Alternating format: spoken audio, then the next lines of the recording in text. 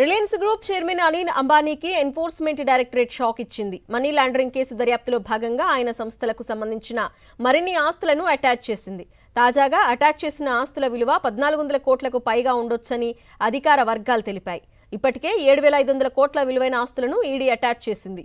Anil Ambani group కంపెనీలు కోట్ల రూపాయల బ్యాంకు రుణాల మోసానికి పాల్పడినట్లు ఆరోపణలు రావడంతో సిబిఐ దర్యాప్తు చేపట్టింది. ఈ ఎఫ్ఐఆర్ ఆధారంగా ఈడీ మనీ లాండరింగ్ కేసు నమోదు చేసింది.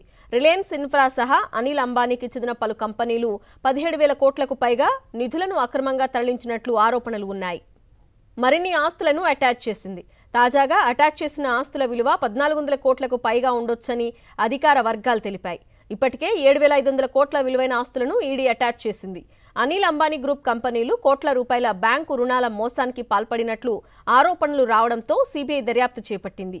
ఈ ఎఫ్ఐఆర్ ఆధారంగా ఈడీ మనీ లాండరింగ్ కేసు నమోదు చేసింది.